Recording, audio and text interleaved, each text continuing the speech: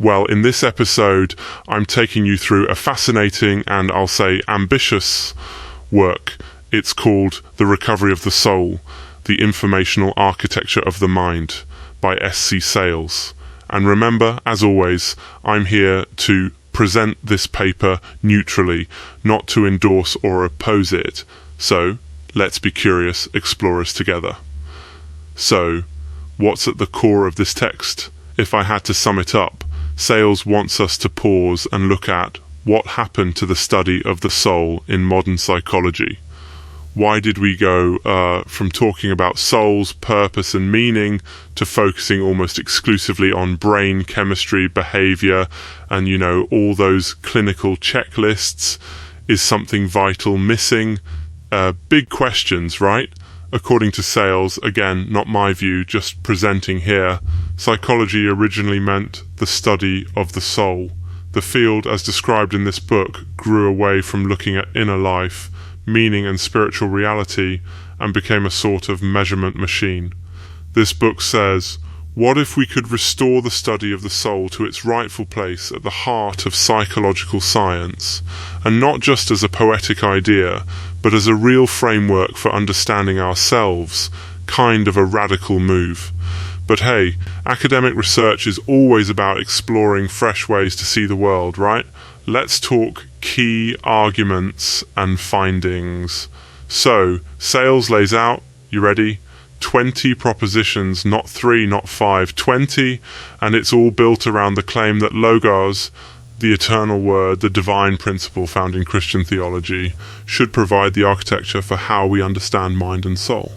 Sayles brings in everything from biblical ideas to Egyptian beliefs about the afterlife, Plato's philosophy, clinical psychology, and even modern neuroscience. It's like a world tour of the mind, honestly. One especially striking idea here is the second Shemay. This is a higher dimensional realm described as the true domain of the mind, and Sayles suggests it's where your soul exists and perceives reality. So our experiences, beliefs, emotions, all these inner processes aren't just byproducts of neurons firing in Sayles' view, but rooted in this other dimensional spiritual field. The health of your soul, he claims, depends on how much you align with the Logos, which kind of means with truth, order, and, divine perspective. Here's a key practical point. Sayles argues that mental health isn't just about symptom relief, not just, I feel less anxious now, but about deep harmony between soul and truth, sort of aligning your inward life with what's real. If you believe something false, that can disorder your whole perception and your whole self, because informational entropy sets in. Not just metaphorically, he means real disorder in the soul's structure. And look, Sayles doesn't totally throw away neuroscience or clinical psychology. He actually respects empirical research, but he calls it incomplete without this spiritual foundation. All modern research, in his framing, works within worldview assumptions. We're never totally neutral, he claims.